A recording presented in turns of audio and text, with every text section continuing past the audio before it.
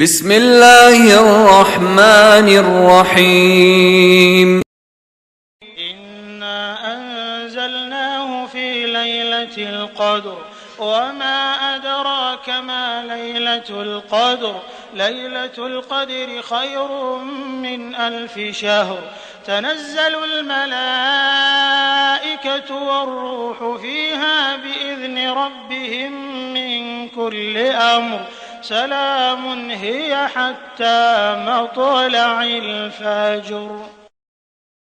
الحمد لله رب العالمين والصلاة والسلام على أشرف الأنبياء والمرسلين وعلى آله وصحبه ومن تبعهم بإحسان إلى يوم الدين. أما بعد.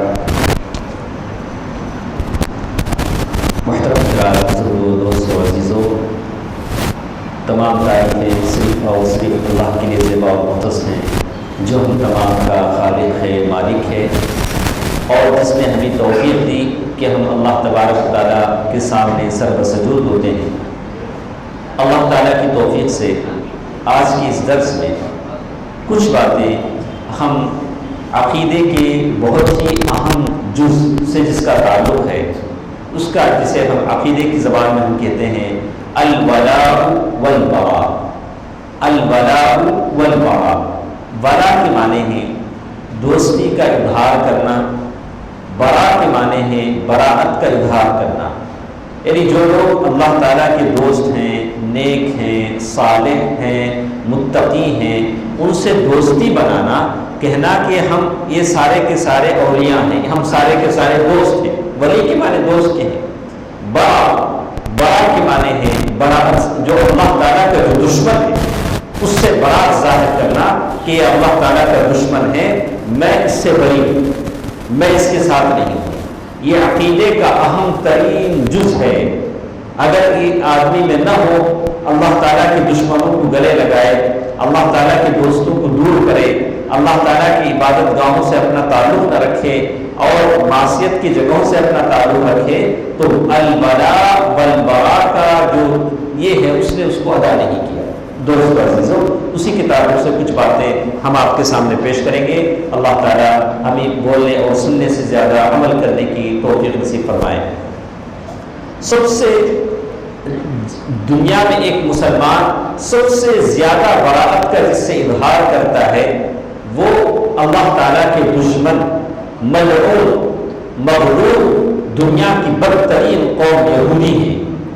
دن میں 17 مرتبہ فرض نمازوں میں اللہ تعالیٰ نے کہہ دیا کہ سورہ فاتحہ پڑھتے ہیں تو کہتے ہیں اہدنا الصراط المستقیم صراط الذین انعمت علیہم غیر المغضوب علیہم ولا الضالین۔ اے اللہ، ایسے لوگوں کے راستے پر مت چلا جو گمراہ ہوئے، اور ایسے لوگوں کے راستے پر نہیں، غیر المغضوب علیہم، تیرا غصہ جن پر نازل ہوا، تیرا غصہ جن پر نازل ہوا وہ قوم یہود ہے، جیوس قوم یہود ہیں جن پر اللہ تعالیٰ کا غصہ نازل ہوا۔ انہوں نے اللہ سے لے کر انبیاء تک عجیب عجیب باتیں کہی۔ اللہ تعالیٰ کے بارے میں کہا کہ اللہ تعالیٰ آسمان سے اتر کر زمین پر آئے۔ کیوں آئے؟ کشتی لڑنے، باکسنگ کرنے آئے۔ کس سے انہوں نے باکسنگ کیا؟ یعقوب علیہ السلام سے اللہ تعالیٰ لڑے، اور یعقوب علیہ السلام نے اللہ تعالیٰ کو اٹھا کے ایسے زمین پر مار دیا۔ یہ عقیدہ کس کا ہے؟ یہودیوں کا عقیدہ ہے۔ جیوس اللہ تعالیٰ کے بارے میں عقیدہ رکھتے ہیں کہ اللہ تعالیٰ کشتی لڑنے کے لیے آسمان سے نیچے آئے تھے، اور کبھی ان ظالم قوموں نے کہا، ان بربر لوگوں نے کہا وقالت اليهود يد الله مغلولة غلت أيديهم ولعنوا بما قالوا بل يداه مبسوطتان ينفق كيف يشاء۔ اللہ تعالیٰ کے بارے میں کہا کہ ارے کیا بات ہے، اللہ تعالیٰ ہم کو پیسے نہیں دیتا، اللہ تعالیٰ کے دونوں ہاتھ بندے ہوئے، اللہ تعالیٰ ہاتھ کھول کر خرچ کرتا ہے۔ اللہ تعالیٰ نے اس کا جواب دیا، کہا بل یداہ مبسوطتان، ارے نادانو، اللہ تعالیٰ کے دونوں ہاتھ کھلے ہوئے ہیں، اللہ تعالیٰ جیسے چاہے خرچ کرتے ہیں۔ یہ عقائد ہیں، یہ خیالات ہیں اللہ جل جلالہ کے بارے میں یہودیوں کی۔ یہودی جو دنیا کی بدترین قوم ہے، جیوس جسے ہم کہتے ہیں، موسیٰ علیہ السلام کو ماننے کا دعویٰ تو کرتے ہیں لیکن صحیح تعلیمات پر عمل نہیں کرتے، تو کہتے ہیں انبیاء کے بارے میں انہوں نے کہا اور کلما جاءکم رسول بما لا تهوى انفسهم استكبرتم ففریقا کذبتم وفریقا تقتلون، جتنے بھی رسول آئے، یحییٰ علیہ السلام، زکریا علیہ السلام، اگر ان لوگوں نے ان کی بات نہیں سنی یہودیوں کی تو انہوں نے ان کو قتل کر دیا۔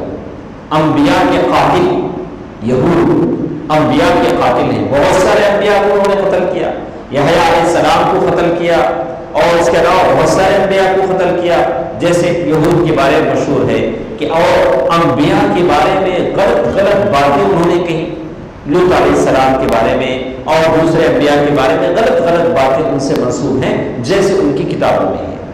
یہ رہی بات ایک اللہ کے ساتھ اللہ کے بارے میں یہود کا کیا خیال ہے ہم نے سنا، انبیاء کے بارے میں انہوں نے کیا کیا کیا یہ ہم نے سنا۔ اللہ تعالیٰ کہتے ہیں وَجَعَلَ مِنْهُمُ الْقِرَدَةَ وَالْخَنَازِيرَ وَعَبَدَ الطَّاغُوتَ، کہتے ہیں کہ ہم نے ان میں سے بہت سارے لوگوں کو سور بنا دیا۔ اللہ تعالیٰ کو بڑا غصہ ہے، اللہ تعالیٰ کا عذاب جب نازل ہوا، رات میں سارے کے سارے اچھا گھر میں سوئے، صبح ہوئی تو سارے کے سارے کوئی سور بن گیا تھا اور کوئی بندر بن گیا تھا۔ اللہ تعالیٰ کا عذاب ایسے ہی اوپر آیا۔ تو کہتے ہیں ان لوگوں نے پیارے نبی صلی اللہ علیہ وسلم کے ساتھ کیسے کیا؟ یہ لوگ تھے مدینے میں ان کے مشہور قبیلے تھے، بنو قینقاع، بنو نضیر، جیسے وہ ان کے قبیلے جو مدینے میں تھے، بنو قریظہ، تین بڑے بڑے قبیلے مدینے میں رہتے تھے۔ اور اللہ تعالیٰ ان کے بارے میں کہتا ہے اے اللہ کے رسول صلی اللہ علیہ وسلم، یہ لوگ آپ کو اتنا پہچانتے ہیں جیسے اپنے بچے کو پہچانتے ہیں۔ کوئی باپ اپنے بچے سے کہے گا کہ میرا بچہ نہیں ہے، اچھی طرح پہچانے گا۔ کہا کہ اللہ کے رسول صلی اللہ علیہ وسلم یہ یہودی بھی آپ کو ایسے ہی پہچانتے ہیں، بالکل جانتے ہیں کہ آپ اللہ کے رسول ہیں صلی اللہ علیہ وسلم، لیکن تعنتاً تکبراً آپ کی رسالت کا اقرار نہیں کرتے، آپ کو ٹھکراتے ہیں۔ انہوں نے کیا کیا کیا؟ اللہ کے رسول صلی اللہ علیہ وسلم کے خلاف فوجیں جمع کی، ہتھیار جمع کیا، اور اللہ کے رسول صلی اللہ علیہ وسلم مدینے میں تھے اور اللہ کے رسول صلی اللہ علیہ وسلم سے لڑنے کے لیے مختلف قریش کے قبیلے آئے، حوازن طائف کے قبیلے آئے، ثقیف کے قبیلے آئے، تو باہر سے وہ لوگ آئے اور اندر سے یہ دشمنوں نے بھی غداری کی، بغاوت کی، جو مدینے میں رہتے تھے۔ اللہ کے رسول صلی اللہ علیہ وسلم نے باہر سے آئے دشمنوں سے لڑنے کے لیے مدینے کے اطراف بڑا سا ایک گڑھا کھودا جسے جنگ خندق کا نام دیا گیا۔ کافر آئے کہ مدینے میں گھسے، اللہ کے رسول کو قتل کرے، صحابہ کو قتل کرے، لیکن دیکھا کہ بڑا گڑھا، بلا کہ یہ گڑھا کیسے کھودے، یہ گڑھا کھودنا ہمارے بس کی بات نہیں ہے۔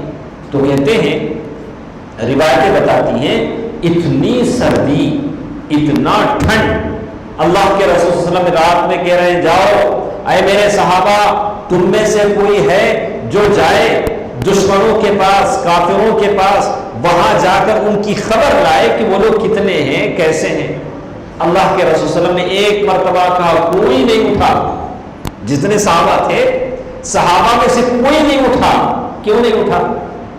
وہ وفادار نہیں تھے، جانثار نہیں تھے، خون کی ندیاں بہا دیتے تھے، لیکن ٹھنڈ اتنی زیادہ تھی اور باہر اتنی ہوا چلتی تھی کہ صحابہ کو ہمت نہیں ہوئی۔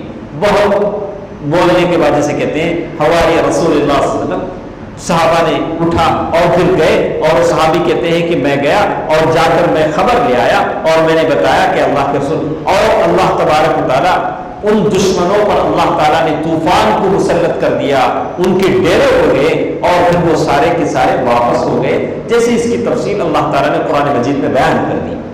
اور لیکن جو اندر کے جو دشمن تھے، کوئی جوز جو اللہ کے رسول صلی اللہ علیہ وسلم کے ساتھ مدینے میں رہتے تھے، لیکن جب باہر کے دشمن مارنے آئے تو دونوں ایک دوسرے کے دوست ہو گئے، ان کو ہتھیار انہوں نے سپلائی کیا کہ محمد صلی اللہ علیہ وسلم کے خلاف لڑو، ہم تمہارا سپورٹ دیتے ہیں۔ حالانکہ انہوں نے پیارے نبی صلی اللہ علیہ وسلم سے وعدہ کر رکھا تھا کہ ہم کسی دشمن کا آپ کے خلاف ساتھ نہیں دیں گے، لیکن جب باہر سے دشمن آئے تو ان لوگوں نے پیارے نبی صلی اللہ علیہ وسلم کے خلاف بغاوت کر دی. اللہ کے رسول صلی اللہ علیہ وسلم جنگ سے واپس آئے ہیں, جنگ ختم ہو گئی, کافر چلے گئے. اللہ کے رسول صلی اللہ علیہ وسلم واپس آئے, اپنا جنگی لباس نکالا, پانی نہائے, یعنی غسل کرنے کے لیے بیٹھ گئے. یعنی بہت دنوں کے بعد گھر واپس آئے تھے, پورا دھول مٹی لگا ہوا تھا. اتنے میں جبریل امین آئے. جبریل امین نے آ کر کہا یا رسول اللہ, اے اللہ کے رسول, کیا آپ نے ہتھیار اتار دیا؟ آپ نے جو جنگی لباس پہنا تھا اتار دیا؟ ارے اللہ کے فرشتوں نے نہیں اتارا, ابھی ہم نے ہتھیار نہیں اتارے. اللہ کے رسول صلی اللہ علیہ وسلم نے پوچھا کیا بات ہے, آپ لوگوں نے کیوں نہیں اتارے؟ کہا اے اللہ کے رسول صلی اللہ علیہ وسلم, چلیے بنو قریظہ کی طرف, ان یہودیوں کی طرف جو مدینے میں رہتے ہیں, انہوں نے آپ کے ساتھ غداری کی, بغاوت کی, ان کا حساب چکانا ہے. اللہ کے رسول صلی اللہ علیہ وسلم نے اعلان کر دیا, ابھی صحابہ بڑی لمبی جنگ کے بعد واپس گھروں کو آئے, ابھی ان میں سے کسی نے ہاتھ منہ نہیں دھوئے, کسی نے دو لقمے نہیں کھائے, کوئی اپنی بیوی بچے کے ساتھ بیٹھ کر دو بات نہیں کیا. اللہ کے رسول صلی اللہ علیہ وسلم کا حکم ہو رہا ہے کہ چلو بنو قریظہ جا کر جنگ کرنا ہے. ان کے جو قلعے ہیں, ان کے جو بڑے بڑے قلعے ہیں, ان کا محاصرہ کرنا ہے, ان کا محاصرہ کرنا ہے. قلعے کے معنی وہ سارے قلعے میں بند ہوتے تھے, فورٹ ہوتا تھا, اس میں وہ محاصرہ کرنا ہے. اللہ کے رسول صلی اللہ علیہ وسلم نے اعلان کیا. اب صحابہ ہیں, اللہ کے رسول صلی اللہ علیہ وسلم اور اللہ کے رسول کی بات کی نافرمانی نہیں کر سکتے, اور چلے بنو قریظہ کی طرف. اللہ کے رسول صلی اللہ علیہ وسلم فرمایا دیا کہ دیکھو عصر کی نماز وہاں جا کر پڑھنا ہے, بھلے وقت چل جائے لیکن عصر کی نماز جا کر وہاں پڑھنا ہے. بڑی تیزی کے ساتھ وہاں پہنچے اور قلعے کا محاصرہ کر لیا. یعنی وہ جس قلعے میں بند تھے بنو قریظہ, اطراف سے قلعے کو گھیر لیا, اور اس جنگ کی کمانڈرنگ اللہ کے رسول صلی اللہ علیہ وسلم نے حضرت علی اور حضرت زبیر رضی اللہ تعالیٰ ان دونوں کے حوالے کر دیا کہ آپ اس جنگ کی پورے کام سنبھالیں گے. ایک دن, دو دن صحابہ ابھی تو وہاں سے جنگ کر کے واپس آئے تھے, بھوکے تھے, پیاسے تھے اور بڑے مصیبتوں میں تھے. لیکن یہود جو قلعے میں بند تھے ان کے پاس ساری چیزیں تھیں. قلعے میں کئی مہینوں کا ریشن تھا, اگر مہینے مہینے رہتے تو ان کو کوئی فکر نہیں ہوتی. لیکن ایک دن, دو دن ایسے گزرے, باہر مسلمان ہیں ٹھنڈ میں, اور قلعے کے اندر یہودی بند ہیں, ان کے بچے, ان کی بیویاں, سارے کے سارے قلعے میں بند ہیں. اللہ کے رسول صلی اللہ علیہ وسلم نے جب یہ حالت دیکھی تو حضرت علی رضی اللہ تعالیٰ عنہ, حضرت زبیر رضی اللہ تعالیٰ عنہ, ان لوگوں نے کہا کہ قسم خدا کی اگر کل تک کوئی فیصلہ نہیں ہوا تو میں وہ مزہ چلوں گا جو حضرت حمزہ رضی اللہ تعالیٰ عنہ نے چکا. یعنی میں شہید ہو جاؤں, مجھے کسی بات کی پرواہ نہیں ہے, میں جاؤں گا, ان یہودیوں کو قتل کروں گا, قلعے میں گھس جاؤں گا. دوستو عزیزو, میری ماں اور بہنوں, بات سوچنے کی یہ ہے کہ مسلمانوں کو ان یہودیوں سے کیا دشمنی تھی, ان یہودیوں نے کیا کیا تھا. تو ہم نے جانا کہ یہودیوں کا اللہ تعالیٰ کے بارے میں کیسے کیسے خیالات تھے, انبیاء کے ساتھ وہ کیسے کیسے کرتے تھے, انبیاء کو قتل کرتے تھے. انبیاء, جس نبی نے کوئی ایسی بات لائی جو ان کے مرضی کے خلاف تھا, ان کو انہوں نے قتل کیا. یہ تو دوسرے انبیاء کی بات تھی. ہمارے نبی صلی اللہ علیہ وسلم کے ساتھ انہوں نے کیا کیا نہیں کیا. اللہ کے رسول صلی اللہ علیہ وسلم کو جھٹلایا, اللہ کے رسول صلی اللہ علیہ وسلم کو جھوٹا کہا, اللہ کے رسول صلی اللہ علیہ وسلم کے کھانے میں زہر ملایا. اللہ اکبر. وہ عورت, یہودی عورت نے پیارے نبی صلی اللہ علیہ وسلم کے کھانے میں زہر ملایا. یا اور بات کہ اللہ تعالیٰ نے بتا دیا کہ اللہ کے رسول کھانے میں زہر ملا ہوا ہے. اللہ کے رسول صلی اللہ علیہ وسلم نے ہاتھ روک لیا, لیکن بار بار کہتے رہے کہ اے عائشہ رضی اللہ عنہا, یہ اس زہر کا اثر ہے کہ میری سر میں درد آتا ہے. اور اتنا ہی نہیں, ایک ان کے پاس ایک بڑا جادوگر تھا, لبید بن الاعصم, اس کے ذریعے سے جادو بھی کروایا. اللہ کے رسول صلی اللہ علیہ وسلم پر جادو کروایا, اللہ کے رسول صلی اللہ علیہ وسلم کے بال لیے. اسی لیے آتا ہے کہ جادو آدمی کے بال پر کیا جاتا ہے. ہمارے گھروں کی عورتیں ہوتی ہیں, سر کا بال نکالتی ہیں, احتیاط نہیں کرتی کہ بال کدھر جاتا ہے, بس ادھر ادھر پھینک دیتی ہیں. آدمی احتیاط کرے. آدمی پر جو جادو کیا جاتا ہے سر کے بال پر، اس کے استعمال کی چپل پر، اس کے استعمال کے کپڑوں پر، اس کے استعمال کی گھڑی پر، جیسے جادو ہوتا ہے. تو لیکن اللہ تعالیٰ کا بڑا فضل ہے کہ اللہ تعالیٰ نے ہمیں، اللہ کے رسول صلی اللہ علیہ وسلم نے طریقے بتا دیے. اگر کوئی سورہ فاتحہ پڑھ لیتا ہے، روزانہ سورہ آیت الکرسی پڑھ کر سوتا ہے، پاک و صاف رہتا ہے، تو اس پر جادو کا اثر نہیں ہوتا ہے. لیکن اللہ تعالیٰ کی مشیت تھی کہ اللہ تبارک و تعالیٰ کی مشیت سے اس لبید بن الاعصم نے پیارے نبی صلی اللہ علیہ وسلم پر جادو کیا. جیسے کہتے ہیں کہ اللہ کے رسول صلی اللہ علیہ وسلم کے بالوں پر جادو کیا گیا اور ایک کنویں کے نیچے اس کو دفن کر دیا گیا، اور اللہ کے رسول صلی اللہ علیہ وسلم کو بتایا گیا. دو فرشتے آئے، سرہانے بیٹھے بات چیت کر رہے تھے. ماں عائشہ رضی اللہ تعالیٰ عنہ فرماتی ہیں کہ اس جادو کا اثر کیا ہوا، اس جادو کا اثر پیارے نبی صلی اللہ علیہ وسلم پر کیا ہوا تھا. تو کہتی ہیں اللہ کے رسول صلی اللہ علیہ وسلم بات کہتے پھر بھول جاتے کہ میں نے کہا کہ نہیں کہا. کبھی کوئی کام کرتے اور بھول جاتے کہ میں نے کیا کہ نہیں کیا. لیکن اللہ تعالیٰ کی طرف سے وحی آتی تھی، جبرائیل امین آتے تھے، لیکن اس جادو کا اثر وحی اور قرآن مجید کے آیتوں میں نہیں ہوا. اس لیے کہ اللہ تعالیٰ کہتے ہیں کہ قرآن ہم نازل کرتے ہیں، قرآن کی ہم حفاظت کرتے ہیں. ان ظالم یہودیوں نے اللہ کے رسول صلی اللہ علیہ وسلم کو قتل کرنے کی بھی کوشش کی. اللہ کے رسول صلی اللہ علیہ وسلم بیٹھے ہوئے ہیں، اوپر سے ایک آدمی کو بھیجا کہ بڑا سا پتھر ڈالو. اب اللہ کے رسول صلی اللہ علیہ وسلم آئے ہیں ان یہودیوں کا بدلہ چکانے کے لیے. اور جب یہودیوں نے دیکھا کہ اللہ کے رسول صلی اللہ علیہ وسلم کے یہ جانباز سپاہی اور یہ جانباز جان کے فدائی ہمارا قلعہ فتح کر لیں گے، تو انہیں آواز لگائی کہ اے مسلمانوں، ہم نے ہار مان لی، ہم نے ہار مان لی، ہم اللہ کے رسول صلی اللہ علیہ وسلم کے حوالے کر دیتے ہیں. لیکن انہوں نے ایک بات کہی، کہا کہ دیکھو ہمارے بارے میں جو فیصلہ کرنا ہے وہ فیصلہ اللہ کے رسول نہیں بلکہ سعد بن معاذ جو اوس کے سردار ہیں وہ ہمارے بارے میں فیصلہ کریں گے. وہ ہمارے بارے میں جو بھی فیصلہ کریں گے ہم ماننے کے لیے تیار ہیں. بعض باتیں آتی ہیں کہ اللہ کے رسول صلی اللہ علیہ وسلم نے خود کہا کہ سعد بن معاذ تمہارے بارے میں فیصلہ کریں گے. اللہ کے رسول صلی اللہ علیہ وسلم نے سارے صحابہ کو کہا کہ چلو ان کو خیر کرو. بعض لوگ کہتے ہیں کہ وہ 400 یہودی تھے، بعض کہتے ہیں کہ 700 یہودی تھے، اور بعض کتابیں کہتی ہیں کہ 900 یہودی تھے جن کے ہاتھ باندھ دیے گئے، ان کو خیر کر لیا گیا، اور ان کو اسامہ بن زید رضی اللہ تعالیٰ عنہ کے گھر میں رکھ دیا گیا. اور اللہ کے رسول صلی اللہ علیہ وسلم نے کہا کہ عورتوں کو الگ کرو، عورتوں اور بچوں کو الگ کرو، ان کو الگ کرو.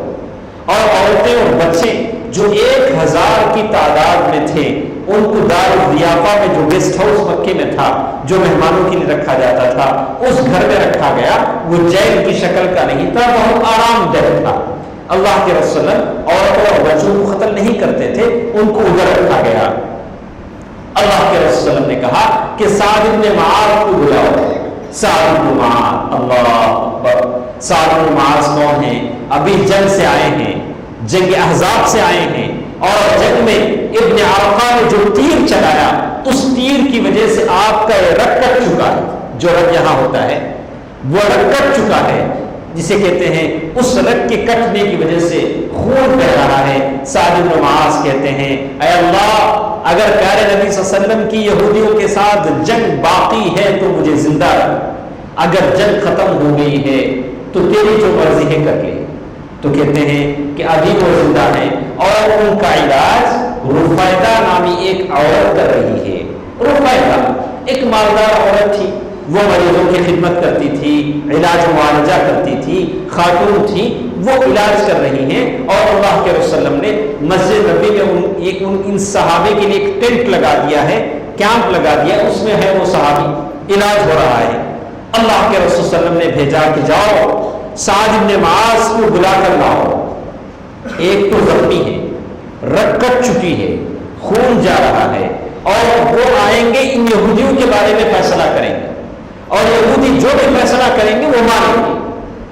اور کہتے ہیں کہ اوس کے جو بڑے بڑے لوگ تھے، سعد بن معاذ کے قبیلے کے جو بڑے بڑے لوگ تھے، وہ سعد بن معاذ کے پاس گئے، کہا یا ابا عمرو، اے ابا عمرو، دیکھیے اللہ کے رسول صلی اللہ علیہ وسلم نے آپ کے ہاتھ میں حکم آپ کو بنایا ہے، جج آپ کو بنایا ہے، آپ ذرا دیکھ کر فیصلہ کیجئے، وہ یہودی ہیں، وہ ہمارے حلیف ہیں، ہم ان کا ساتھ دیتے تھے، دیکھیے ان کے ساتھ ظلم نہ کرنا، ذرا دیکھ کر فیصلہ کرنا۔ ہر کوئی آتا یہ کہتا۔ اب سعد بن معاذ رضی اللہ تعالیٰ عنہ، ان کے لیے ایک گدھا لایا گیا اور اس پر چمڑے کا، کہتے ہیں کہ کھجور کے پتوں کا سیٹ بچھایا گیا اور اس پر وہ بیٹھے اور وہاں چلے جہاں بنو قریظہ کے ساتھ مسلمانوں کی جنگ ہو رہی تھی اور اللہ کے رسول جہاں موجود تھے، اور جانے سے پہلے کہا، درمیان میں جو بھی ملتے ہر کوئی یہ کہتا کہ اے سعد بن معاذ، دیکھیے فیصلہ اچھا کرنا، یہودیوں کے ساتھ نرمی کرنا۔ تو سعد بن معاذ نے بہت بار سنا، لیکن ایک بار غصہ آیا، کہا کہ میں کسی ملامت کرنے والے کی ملامت سے نہیں ڈروں گا، میں کسی سے نہیں ڈروں گا، اور فیصلہ وہ کروں گا جو اللہ اور اس کے رسول کا فیصلہ ہو۔ تب لوگ سمجھ گئے کہ ضرور کوئی فیصلہ، انہونی فیصلہ ہونے والا ہے، اسی لیے ابو لبابہ انصاری رضی اللہ تعالیٰ وہاں گئے، کہا کہ اے یہودیو، اب تم سارے کے سارے ایسے، انہوں نے اشارہ کیا ایسے، اور اشارہ تو کر دیا، بعد میں ان کو دل میں بڑا غم ہوا، کہا کہ میں نے کیا کر دیا، میں نے کیا کر دیا، اور سیرے مدینے آئے، اور مدینے آ کر وہ مسجد نبی میں جو استوانہ تھا، جو پلر تھا، اس پلر سے اپنے آپ کو باندھ لیا کہ میں نے اللہ کے رسول وسلم کی خیانت کی، یہودیوں کو پہلے سے اطلاع دے دی، اپنے آپ کو باندھ لیا۔ جیسے آج بھی حاجی لوگ مدینہ جاتے ہیں تو 2 رکعت پڑھنے کی جو عادت ہے جگہ جگہ، ریاض الجنہ میں ادھر ادھر، تو کہتے ہیں کہ اسطوانہ تو ابی لبابہ ہے، اس پر لکھا ہوا ہے اسطوانہ تو ابی لبابہ، جس پلر سے انہوں نے اپنے آپ کو، وہاں بھی 2 رکعت پڑھتے ہیں، وہاں بھی 2 رکعت پڑھتے ہیں۔ آپ کو ایک بات سناؤں، میں ہم مسجد میں ہیں، میں غلط تو نہیں کہتا، آپ کو سن کر تعجب ہوگا، بدعتی کو عقل نہیں ہوتی، بدعتی کو عقل نہیں ہوتی۔ آپ کو معلوم ہے کہ شور الحرمین میں ہم لوگ کام کرتے تھے، اللہ کے وسلم کے قبر شریف پر پولیس کے ساتھ کھڑتے تھے، تو 6 سال 7 سال وہاں ہم نے کام کیا۔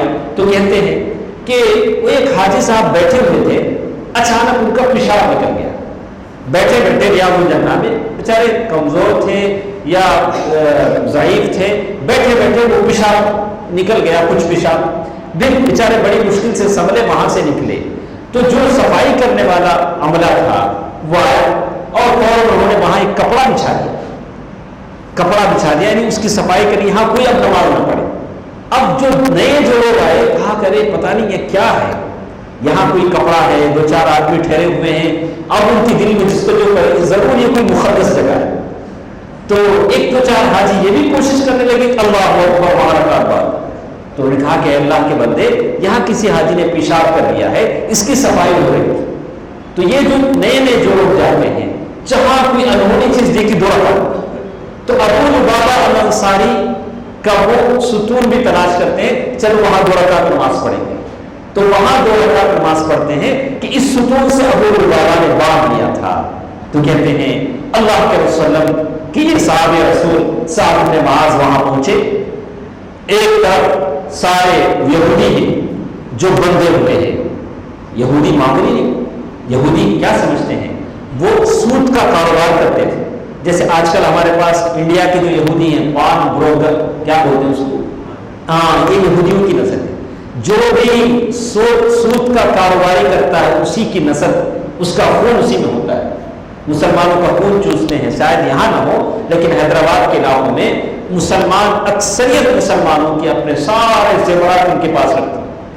ابھی ایک بیپاری سے انٹرویو لیا گیا تو اس نے کہا کہ میرے 99% گاہک میرے پاس ہے وہ مسلمان، یہ مسلمانوں کا خون ایسے چوستے ہیں، بڑی بڑی عمارتوں کے مالک ہیں، نام مسلمانوں کا ہے، گلی کا نام مسلمانوں کا ہے، لیکن ساری بلڈنگیں ان کی، ساری عمارتیں ان کی، یہ ہمارے یہودی ہیں۔ تو وہ یہودی بھی ویسے تھے اور وہ ساری ملکیت ان کی تھی، ساری جائیدادیں تھیں، اور آپ بندے ہوئے ٹھہرے ہوئے ہیں۔ سعد بن معاذ ایسے بیٹھے، کہا کہ اے یہودیو، میں جو فیصلہ کروں گا مانو گے نا؟ انہوں نے کہا کہ ہاں سعد بن معاذ، آپ جو بھی فیصلہ کریں گے ہم مانیں گے۔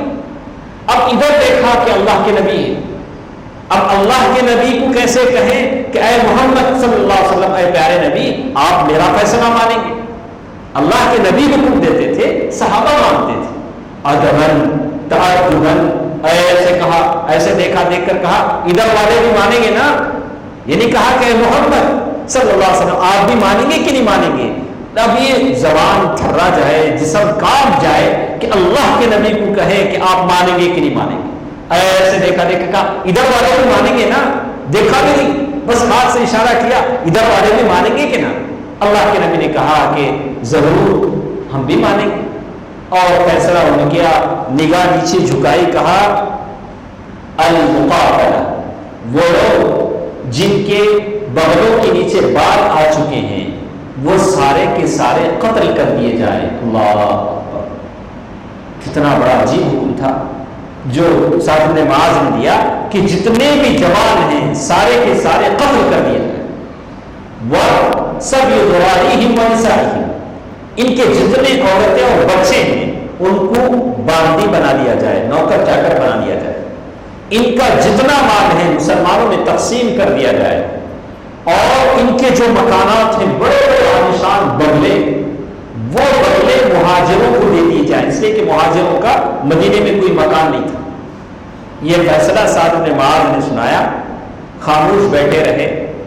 اللہ کے رسول صلی اللہ علیہ وسلم نے زبان کھولی، اللہ کے رسول نے گفتگو شروع کیا تو کہا واللہ، قسم خدا کی اے سعد بن معاذ، تم نے جو فیصلہ کیا ساتوں آسمان پر اللہ تعالیٰ عرش کا رب نے بھی یہی فیصلہ کیا، تم نے زمین پر فیصلہ کیا، اور یہ فیصلہ اللہ کا فیصلہ ہے کہ یہ غداروں کو، خائنوں کو، جنہوں نے مسلمانوں کے ساتھ خیانت کی، اللہ کے رسول صلی اللہ علیہ وسلم کو قتل کرنے کی کوشش کی، ان کے سارے لوگوں کو قتل کر دیا جائے۔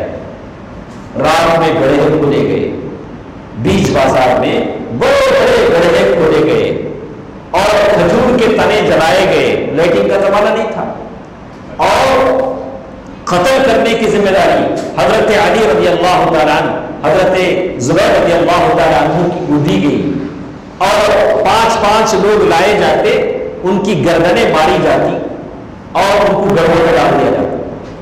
کتنے قتل کیے؟ کہا کہ 700 آدمی لگ بھگ ایک رات میں قتل کیے گئے۔ اسی لیے یہودیوں کو مسلمانوں سے دشمنی، وہ ساری تاریخ پڑھتے ہیں، ہمارے باپ داداؤں کے ساتھ مسلمانوں نے ایسا کیا، حوی بن اخطب کے ساتھ ایسا کیا، کعب بن اسد کے ساتھ ایسا کیا، ابو البختری کے ساتھ ایسا کیا، جو ان یہودیوں کے جد امجد مانے جاتے تھے۔ تو اسی لیے اللہ کے رسول صلی اللہ علیہ وسلم نے دنیا سے جاتے ہوئے کہا لعن اللہ الیہود والنصارى اتخذوا قبور انبیاءهم مساجدا، اللہ تعالیٰ یہود و نصارہ پر لعنت کرے، انہوں نے انبیاء کی قبروں کو سجدہ گاہ بنا لیا۔ اے مسلمانوں، تم کسی قبر پر جا کر سجدہ نہیں کرنا۔ اللہ کے نبی دنیا سے جاتے ہوئے یہ کہہ گئے، لیکن مسلمان وہی بات آج کر رہے ہیں، اور یہ سازش کس نے کی؟ یہودیوں نے کی، یہودیوں نے کی کہ جب تک یہ قبروں کی مٹی چاٹتے رہیں گے اسلام سے بہت دور رہیں گے۔ آج اس ملک میں بھی اگر کسی ہندو سے، کسی کافر سے ہم پوچھیں کہ بھائی صحیح اسلام کیا ہے، تو وہ کہے گا کہ بھائی صحیح اسلام وہ ہے وہ جو اجمیر کا اسلام، اجمیر شریف، وہ صحیح اسلام، اور وہ صحیح، تبھی تو لوگ وہاں سے آتے ہیں چادر چڑھانے کے لیے، وہاں نہیں ہے، وہاں بھی ہے، ہمارے پڑوسی ملک میں بھی چادریں ہیں، وہاں بھی قبریں ہیں، لیکن لوگ وہاں سے آ کر یہاں چادر چڑھاتے ہیں، کیوں؟ اتنا امپورٹنٹ ہے ہمارے پاس جو اسلام ہے، اتنا وہی اسلام سمجھتے ہیں۔ یہ یہودیوں کی سازشیں ہیں۔ اللہ کے رسول نے کہا کہ بڑے بڑے گڑھے کھودے گئے اور ان گڑھوں میں ان کو ڈال دیا گیا۔ دیکھیے کیسے کیسے لوگ ہیں، ان میں سے ایک تھا آدمی اندھا، بڑا شاعر تھا، اندھا تھا۔ اندھا تو کسی جنگ میں حصہ نہیں لے گا، اور تو اس نے کچھ کیا بھی نہیں۔ وہ اس کے ایک صحابی دوست تھے، ان کے پاس آیا، کہا کہ پوچھا کہ بھائی ہمارے جو بڑے بڑے لوگ ہیں ان کا کیا ہوا؟ صحابی نے عمرو بن العاص رضی اللہ عنہ فرمایا کہ وہ لوگ قتل کیے گئے، وہ سارے کے سارے قتل ہو گئے۔ اور کچھ دور گیا، کہا کہ ہمارا جو شاعر تھا، بڑا شاعر ابو البختری، اس کا کیا ہوا؟ یعنی حوی بن اخطب، اس کا کیا ہوا؟ ارے وہ بھی ختم ہو گیا۔ ہمارا جو سر، پھر سردار تھا قوم کا کعب بن اسد، اس کا کیا ہوا؟ صحابہ رسول کا وہ بھی ختم ہو گیا۔ تو تھوڑی دیر کے بعد اس نے کہا کہ دیکھو جاہلیت میں آپ اور ہم دونوں دوست نا؟ کہا کہ ہاں دوست، تم ایک کام کر سکتے ہو؟ کہا کہ ہاں ضرور کروں گا۔ کرے کہ مجھے بھی قتل کرو۔ ان کے قتل ہونے کے بعد اب زندگی کا کوئی مزہ نہیں ہے۔ اس سے بہتر کہ وہ اندھا کہتا کہ مجھے اللہ کے رسول کے پاس لے چلو، میں مسلمان ہونا چاہتا ہوں، لیکن اس نے کہا کہ ایک احسان کرو، مجھے بھی قتل کر دو، اب زندگی کا مزہ نہیں ہے۔ اللہ کے رسول صلی اللہ علیہ وسلم نے ان یہودیوں کی اس قبیلے بنو قریظہ کو تحقیق کیا، اور حوی ابن اخطب جو قتل ہوا، اللہ کے رسول صلی اللہ علیہ وسلم نے اس کی بیٹی ام المؤمنین صفیہ رضی اللہ تعالی عنہا سے شادی کی، اور وہ نیک خاتون تھی، اور وہ اتنا بدماش تھا۔ جب وہ قتل ہونے کے لیے آیا تو اس نے لال جھبا پہنا ہوا تھا، بڑا خوبصورت جھبا، لیکن اسے معلوم تھا کہ میں قتل ہو جاؤں گا، اور میں قتل ہو جاؤں گا تو میرا یہ جھبا مسلمان چھین لیں گے۔ تو اس نے کیا کیا؟ آتے آتے جھبے کو پھاڑ لیا، ادھر سے ادھر سے پھاڑا، یعنی جھبا اس قابل نہ رہے کہ میری موت کے بعد کوئی مسلمان اس سے فائدہ اٹھائے، ایک ایک ہاتھ برابر پھاڑ لیا۔ کیسا آدمی تھا! اور کہا کہ اے محمد، مجھے قتل ہونے کا کوئی ڈر نہیں ہے، بلکہ یہ ہے کہ تم ضلالت پر ہو۔ اس نے اللہ کے رسول سے ایسے کہا۔ تو اس طرح بنو قریظہ کے لوگ قتل کر دیے گئے، اور سعد بن معاذ رضی اللہ تعالیٰ عنہ فیصلہ کرتے ہیں، اور اللہ تعالیٰ کے حکم کے مطابق فیصلہ کرتے ہیں، اور وہاں سے واپس ہوتے ہیں۔ اور بنی عبد الاشہر جو ان کا خاندان ہے، اور جب واپس ہوتے ہیں تو حالت بہت نازک ہو جاتی ہے۔ رفیدہ کے پاس پہنچتے ہیں، کہتے ہیں کہ بتاؤ سعد بن معاذ کی حالت کیا ہے؟ تو کہتی ہیں اللہ کے رسول وہ اب بہت ہی نازک حالت میں۔ اللہ کے رسول صلی اللہ علیہ وسلم کہتے ہیں کہ صحابہ چلو ہم بنو عبد الاشہر کے خاندان میں پہنچتے ہیں۔ تو اس تیزی کے ساتھ اللہ کے رسول چلے کہ چپل پھٹنے لگے۔ صحابہ نے کہا اللہ کے رسول اتنی تیزی کے ساتھ جانے کی کیا ضرورت ہے؟ اللہ کے رسول صلی اللہ علیہ وسلم نے فرمایا کہ میں اس لیے تیز چلتا ہوں کہ کہیں ان کا انتقال نہ ہو جائے۔ انتقال ہو گیا تو فرشتے غسل دیں گے، جیسے حنظلہ کو فرشتوں نے غسل دیا تھا، اس سے پہلے میں دیدار کر لینا چاہتا ہوں، انہیں دیکھ لینا چاہتا ہوں۔ اور جیسے ہی پہنچے تو زخم پھٹ چکا تھا، خون جا رہا تھا، اور اللہ کے وسلم کی موجودگی میں حضرت سعد بن معاذ کا انتقال ہوا۔ اسی لیے صحیح احادیث میں بیان کیا گیا کہ سعد بن معاذ رضی اللہ تعالیٰ جو بڑے اونچے لمبے تھے، وہ صحابی ہیں اہتزا، یعنی جن کی موت پر اللہ تعالیٰ کا عرش حرکت میں آ گیا، ہلنے لگا۔ اللہ کا عرش مان رہی ہے، اللہ کا عرش جو اتنا بڑا عرش، اس خوشی سے، یعنی اس مسرت میں کہ اللہ کا نیک بندہ جنت میں آ رہا ہے، اللہ کا عرش ہلنے لگا۔ کہا بعض باتیں آتی ہیں 70,000 ملکن، یعنی 70,000 فرشتے سعد بن معاذ رضی اللہ تعالیٰ عنہ کے جنازے میں شریک تھے۔ اب جنازے میں شریک تھے یہ سعد بن معاذ ہیں۔ دوستو عزیزو، ہم روزانہ واقعات سنتے ہیں، لیکن میں کبھی کہتا ہوں کہ ہمارے اندر تھوڑی سی ایمانی رمق پیدا ہو، چمک پیدا ہو، ان مقدس مبارک راتوں میں ہم اللہ تعالیٰ کا تقرب حاصل کریں۔ ہم میں سے کوئی صحابی ایسا بھی ہے جسے فرشتے غسل دیتے ہیں، کوئی عورت ایسی بھی ہے جس کے لیے جنت سے دسترخوان آتا ہے، کوئی عورت ایسی بھی ہے جیسے ام حرام کے بارے میں کہا گیا، اور اسی طرح ام شریک کے بارے میں کہا گیا کہ بالکل کافروں نے ایک جگہ قید کر دیا، انہوں نے اللہ تعالیٰ سے دعا کی تو پانی کا ڈول اوپر سے اترا، وہ خوب اچھی طرح نہائی۔ اللہ اکبر! وہ کیسی عورتیں تھیں، کیسے مرد تھے جن کے لیے جنت سے توشے آتے تھے، جنت سے کھانے آتے تھے، فرشتے آتے تھے، ان کو غسل دیتے تھے، اور جن کی موت پر اللہ تعالیٰ کا عرش ہل جاتا تھا۔ لیکن ہم بھی تو مسلمان ہیں، ہماری بھی تو عورتیں ہیں۔ رفیدہ آدمی دعا کرتا ہے، سعد بن معاذ نے دعا کی، یا اللہ بنو قریظہ کا اللہ کے رسول وسلم کے ساتھ جنگ ہے، جاری ہے تو مجھے زندہ ہے۔ ہم بھی دعا کرتے ہیں، کیا دعا کرتے ہیں؟ یا اللہ بچے دے، بیوی دے، پیسے دے، یہی تو دعا کرتے ہیں۔ یہ تو دعا آدمی کرے، لیکن اپنے اسلام کے لیے دعا کرے، اسلام کی سربلندی کے لیے دعا کرے۔ ہم میں سے کتنے ایسی ہیں؟ رفیدہ نامی اس عورت کو دیکھیے، اس کی کیا مشغولیت، رفیدہ کی مشغولیت ہے کہ وہ مریضوں کا علاج کرتی ہیں، صحابہ جو جنگوں میں زخمی ہوتے ہیں ان کا علاج کرتی ہیں۔ ہماری کتنی عورتیں ایسی ہیں، ہماری بہت ساری عورتوں کا مشغلہ ہے، اللہ تعالیٰ بچائے، اپنے اپنے کاموں میں رہتی ہیں، اپنے اپنے کاموں میں جو کام ان کو پسند ہے، لیکن کہنے کا مقصد یہ ہے کہ اسلام کے لیے جینا سیکھیں، تھوڑا سا اسلام کی سربلندی کے لیے، اسلام کی نشر و اشاعت کے لیے، اسلام کے لیے اپنا پیسہ خرچ کرنے کے بارے میں سوچیں، اسلام کی سربلندی کے لیے سوچیں، اپنا تھوڑا سا وقت اسلام کی راہ میں لگائیں، تب جا کر یہ ہوگا کہ ہم اللہ تعالیٰ کے پاس جائیں گے تو کہہ سکیں گے کہ اللہ یہ چند لمحے، یہ چند روپیے، یہ چند پیسے میں نے تیری راہ میں لگائے تھے، یا اللہ مجھے بخش دے۔ آپ اور ہم کہہ سکتے ہیں، ہماری نجات کا وہ باعث بن سکتا ہے۔ اللہ تعالیٰ سے دعا ہے کہ اللہ تعالیٰ ہم تمام کو اپنے سایہ عاطفت میں رکھے، اللہ تعالیٰ ہم تمام کی زندگیوں پر رحم فرمائے۔ اے الہ العالمین، جتنے موجود ہیں تمام کے درجات کو بلند فرما۔ اے اللہ، حشر کی پریشانیوں سے ہم تمام حاضرین اور حاضرات کو بچا لے۔